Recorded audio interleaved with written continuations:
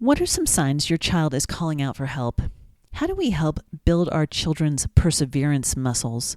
And what are some of the tactics that we can learn to help tease out what is going on in our little ones' brains? Join us today for a very special interview with L.J. Jackson, who is a school counselor and author of the book Sleeping with My Shoes On. She is also the president of the training and development company called Personal Power Within. She is a master success coach, business coach, as well as a school psychologist, and she has a background in child development. She is going to give us some wonderful ideas today about how to deal with tough situations, not just the COVID-19 pandemic, but also just challenges in life, and how do we help teach resilience in our kids. So join us now for this great interview. Hi, this is Mary Jo Tinlin from Teaching Your Toddler, and today we have a wonderful and very special guest, L.J. Jackson, to talk to us a little bit about childhood stress and things that kids are dealing with now specific to coronavirus, but also in general stressors and how we as parents can help support them a little bit more. So welcome to the show, LJ. Hi, thanks for having me. Absolutely. So why don't you take a few minutes and just talk to us a little bit about your background and about how you got into this field and what you're doing now, and then we'll kind of frame the show around that. Yes, so I've spent the last 16 years as a counselor, and initially I started at the elementary level and then elementary and middle school and worked my way up to high school. But prior to that, I actually was a child development specialist. So I would work with young children and with LAUSD and their Head Start program. And so I just really spent years wanting to help families in any way I could, whether it was with developmental issues or, mental health and well-being. And I think a lot of that stems from my childhood having a lot of gaps in there, or I ended up kind of growing up early with adult child experiences. And and just part of my healing process, I talked to my mother about it, and actually a foster child. So her mother was killed in a car accident when she was 15. And so there are a lot of gaps in her parenting skills and her parenting. She spent a lot of time winging it. And I didn't know that as a child. I just thought, what the heck is wrong with you? Like how come you aren't nurturing and you aren't there for me? And, like, don't you love me? And so just in my that sparked my passion to major in psychology and go into counseling and guidance and become a school psychologist, trained school psychologist. And I just really wanted to absorb and soak up the personal development, empowerment, and just life skills arena to help others. I just always love sharing knowledge and information and just really supporting people, in a down to earth, non judgmental way on my journey. Wow, thank you. That's amazing. What you just said, it sparked a lot of questions for me that I had never heard, like what you were talking about with the adult child experience and those gaps and things like that we do sort of we're thrust into some adult experiences, which I think maybe we'll talk about in a minute based on what's going on in the world right now. Kids are getting sort of thrust fast forward into some of these things because we've never experienced some of the challenges that we've gone through as a society in the last year, now that it's almost been. But I have a question. So I noticed in your in the introduction of your book, and I hope you'll talk about that in a bit, but with Sleeping with My Shoes On, you mentioned and you thanked firefighters. What was that all about? Oh, yes. So when I was 15, I was actually ninth grade. My mother, my cousin, and a few friends were over for a family get together the next day. And so that night we went to sleep, everything was fine. And my mom ended up shaking me and she said, get up. And I was like, what? What's going on? And she's like, the house is on fire. And I Oh couldn't my believe, gosh. what I was hearing. But there was actually a fire. Her car blew up and it was parked in front of the house. And so we ended up being trapped inside with no way out, if you could believe it. And so I thank firefighters because she had us go to the bathroom. She said, get in the tub. It's cooler in there. It'll take longer or take a while for the fire to reach. We all just sit in the tub. There were about four of us standing in the tub in silence, trying to figure out, what to do. And it just really seemed like there was no way out because we lived in kind of a rough neighborhood. And so there were bars on all the doors and the windows. And at the time, we couldn't get them open. So we were literally standing there in silence, just doing our best to come to terms with our own mortality as we prepared to burn to death. Oh, And crazy, right? wow. Oh my goodness, at 15 years old to have to face that. That's incredible. Yes. And so the firefighters, as we stood there in silence, I just thought, wow, just maybe if I can reach the window, even though I was too short and it was tall, one of those bathroom, rectangular windows. So Hmm. I jumped up and I just, hit it as hard as I could until the glass began to break. And so I looked around, I didn't see anyone. I started screaming at the top of my lungs, yelling for help, and no one, responded. So I thought, wow, okay, this is it. So my family jumped out and we all started to scream in unison. And then this firefighter showed up out of nowhere. We didn't hear any sirens or their truck coming. And, he came and he pulled, the bars off and we hoisted each other up and out. And the interesting thing is that we were living in a duplex and our neighbor actually had told him that no one was home. Oh no. Right. So had I not taken action and been brave enough to yell for help or to, try and not just Hmm. accept our fate, then they wouldn't have known which part of the house we were in. And Oh my I goodness. might not be here today. So that's why I thank them in the intro of my book. Oh my goodness. Yes. Wow. What an incredible story. And yeah, just to just think through all the what if scenarios of what could have happened that thankfully did not. That's amazing. Well, thank you for sharing that. That's incredible, and I mean, it does really frame very well the fact that you certainly know how to deal with trauma as a child, and from this that standpoint for kids. So, tell us a little bit about we've been going through this craziness with COVID and people, little kids, big kids, kids can't see their friends. They can't go to school. They can't, they can't have that sort of social support that they're used to. I know, unfortunately, in our community, we've lost 3 children to suicide during this shutdown, a middle schooler and then 2 high schoolers, and it's so tragic because they don't have that support network. So tell us a little bit about how that's sort of manifesting with kids these days. Yes. And I'm so sorry to hear about that in your community because for me, it just, leaves me speechless just to hear that because I've definitely been in that place. And so with what's going on, there's the disruptions and anxiety has manifest for children of all ages, social isolation, like you mentioned, and just their mental health. And honestly, I think one of the biggest things for children is that they're young, so whether they're, 0 to 11, 12 to, 13, 14 to 18, or however old, like they're new to experiences of trauma. And when I say that, I mean that many of us who are older or who have lived, some decades have gone through some things, some ups and downs, highs and lows that we thought we weren't going to make it through, and we're still here today. So we have something to look back on, that help build our resilience and our perseverance. And even though we may have moments where we feel hopeless, we know that things can get better because we've lived through it.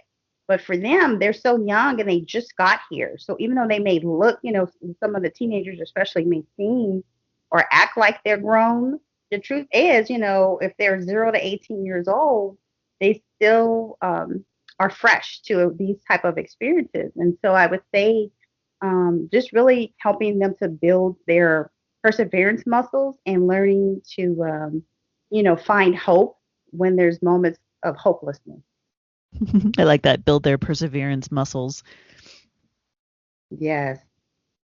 And so tell us a little bit about how we as parents or as the communities or whatever can sort of help support kids in that way when they are facing, unknown things, but also isolation, feelings of isolation.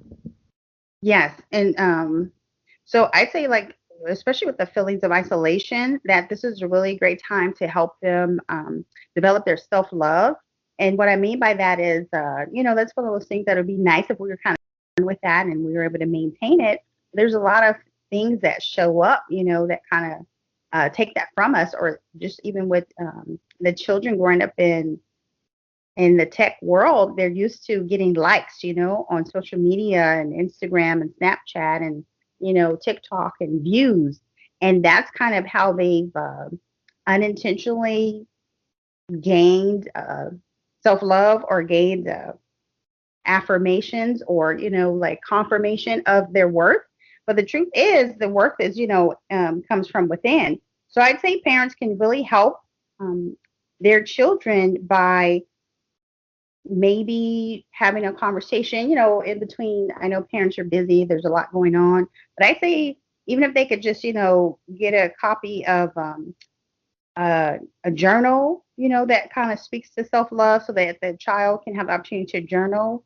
Art therapy is really good. So if the parents can get some, even maybe they can kind of make it a family thing or a new tradition where they have art therapy or, so this is great for all ages, right? So if it's a little one, they can, say, okay, let's draw me a picture of how you're feeling today, or draw me a picture of, what you see from, what we watched on TV or the news, and then just to kind of see what's going on in their minds, especially if they're too young to really, articulate it themselves.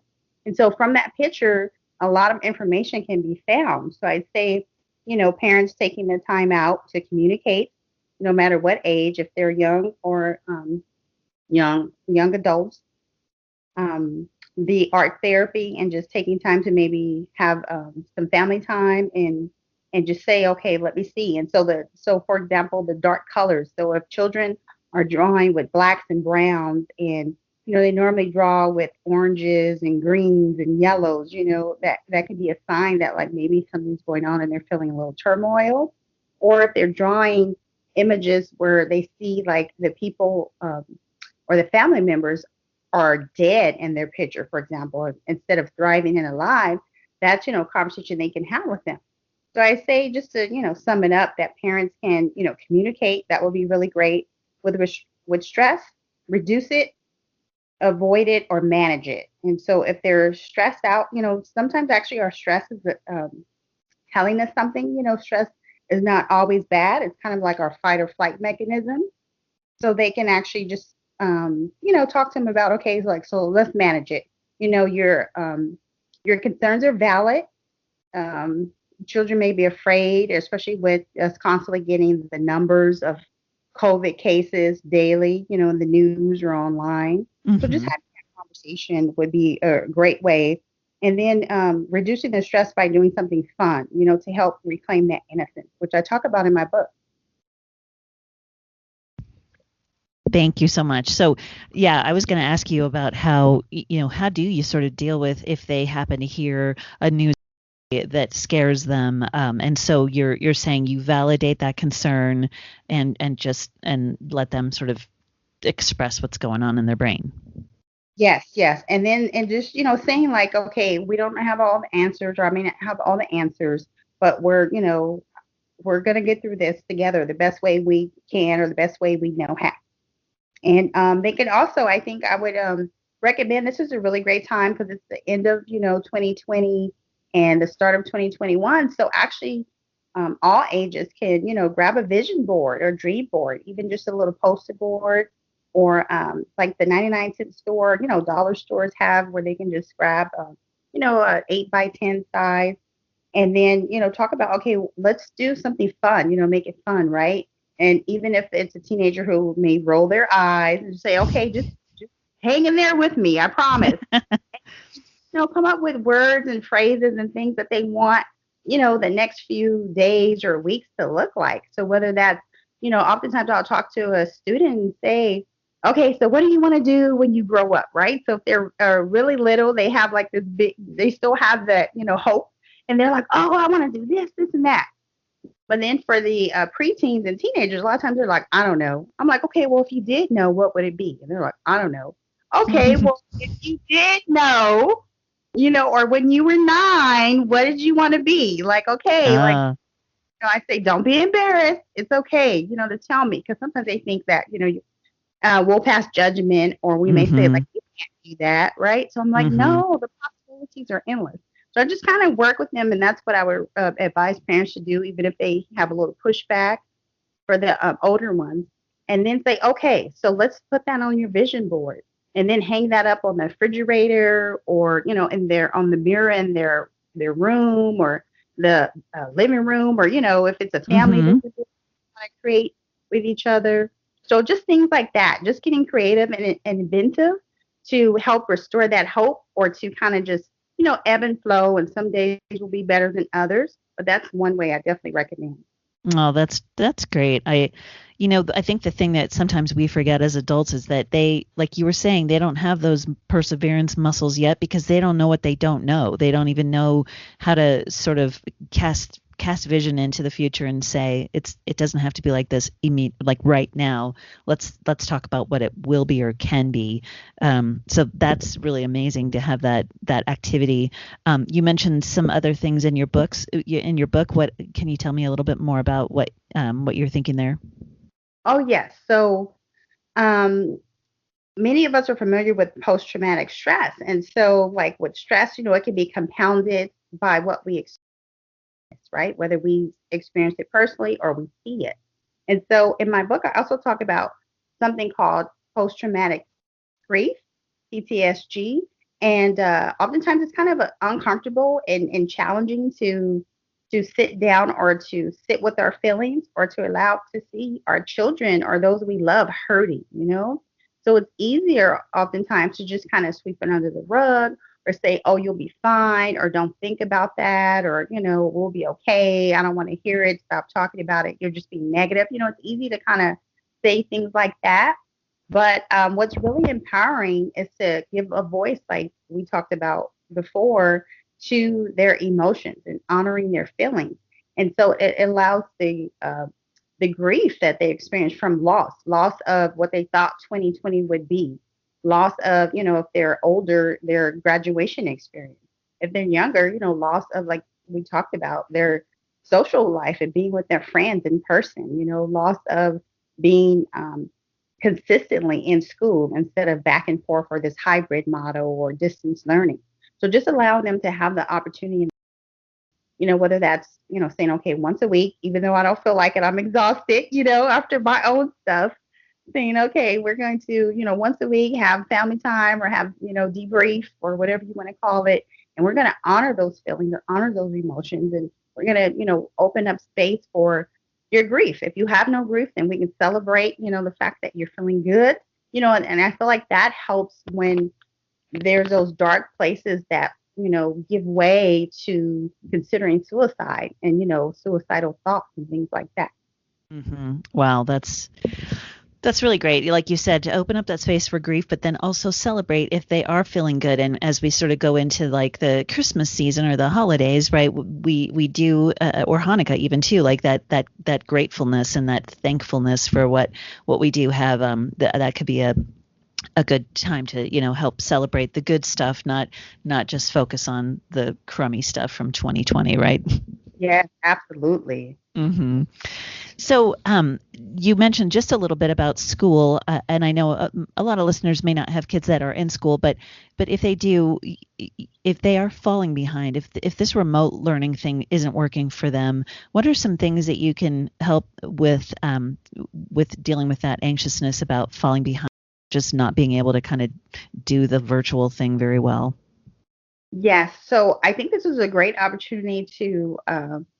I had two thoughts on that. One is success leaves clues. Success in reality, even prior to the pandemic, there's ups and downs, peaks and valleys, highs and lows, right?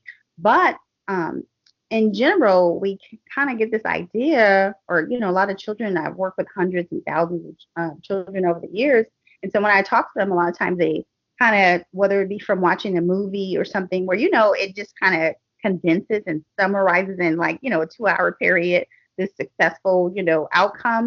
And Mm-hmm. so I think right now, just when it comes to school, so if they end up with, instead of A's, B's, and C's, and they have some D's and F's, right? Or, all F's, it's one of those things where it could be a learning experience for that, perseverance, for that resiliency. Not to say like, F's are acceptable, but it's like, F's aren't final.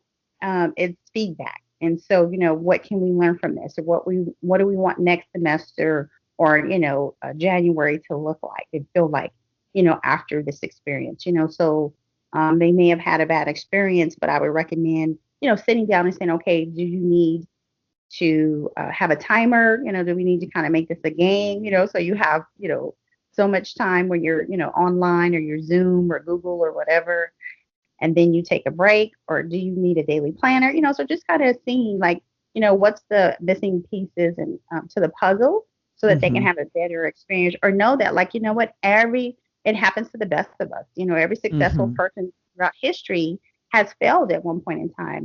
This is you going through that in school, but this isn't the end. This is not how you, this is really about how you finish, not how you started. Mm-hmm. Right. I remember hearing the story about Abraham Lincoln. He failed many times before he became president, and so that's always kind of an inspiration to think. He ran for office and didn't win, or these things that happened that were real challenging for him, but then he ended up still becoming the president of the United States. And so I think that's interesting that you mentioned, talk about successful people who have had setbacks. It's not final. And I like that. I like also that you said fresh start starting as soon as the next semester starts. So things will things will get better, right? Yes.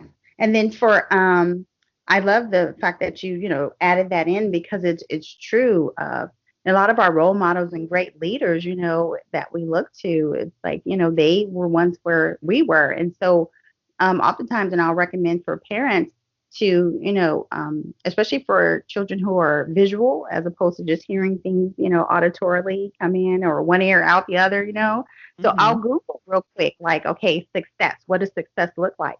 And then these really cool images will show up, and it'll show like, instead of a straight shot or a straight line across, like squiggly lines, or, ups and downs, or there's the one, I don't know if you've seen it, where, there's a bicycle rider going, and then there's a big dip, where if they're not careful, they'll drop inside the, Mm. the hole, or the valley. Yep.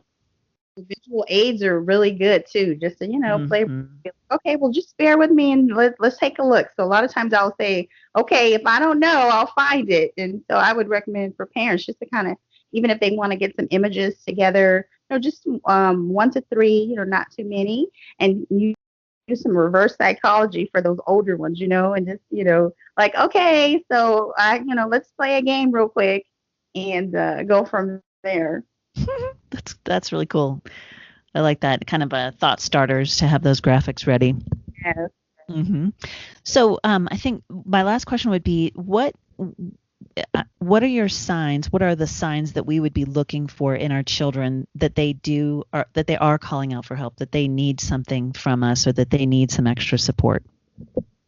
Great question. So definitely their mood, right? If they're normally kind of a calm, um, you know, low key type of child who is maybe introverted, and they, like to kind of be with themselves and read books and just, play games, things like that.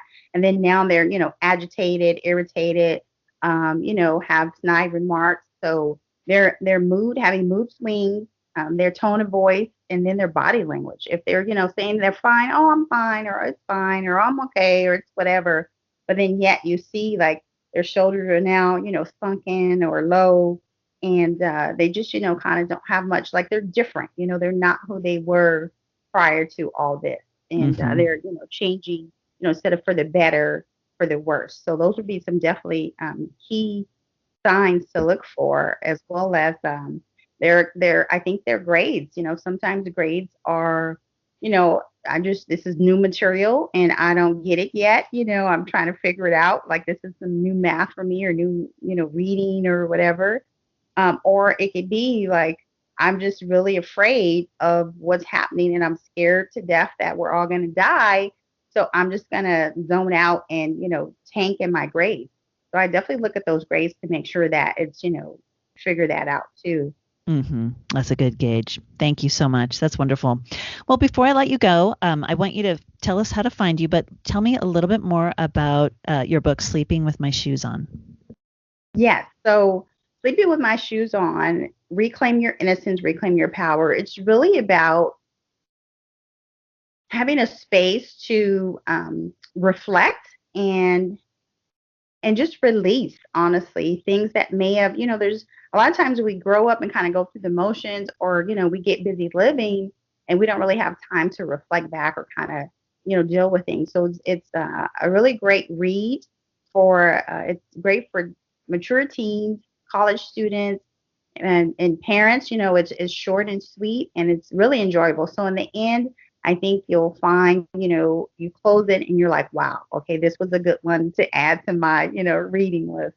So it's really just about, and I talk about reclaiming our innocence. So this is a really great time to read it because, things come up in life, and and even as adults, instead of having to focus and, be the mature, responsible one, it's really nice to be reminded that there are ways that we can always reclaim our innocence. So as long as we're here on this earth, there's things that we can do to, okay, like COVID or the pandemic may have, put a pause on some of my plans, but here's what I can do. And I give examples in the book about how to do that, or, to reclaim your power in moments where you feel powerless.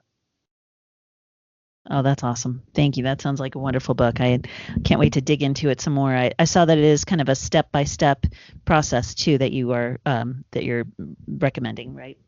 Yes, yes. And it's really great for those who have been through any type of trauma, whether, military, vet, like I said, for us women or men have read it and shared that, like it really helps with a step-by-step guide to, just kind of reflect in the mirror and figure out how to pick up the pieces and what you want life to look like moving forward, as far as it depends on you.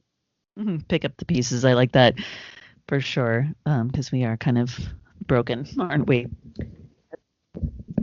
Awesome. Well, thank you again. This has been wonderful and so helpful. I think, I mean, even for me as a mom of kids and going through this. And so before I let you go, why don't you tell us a little bit more about where people can find you and how you can find out more about you?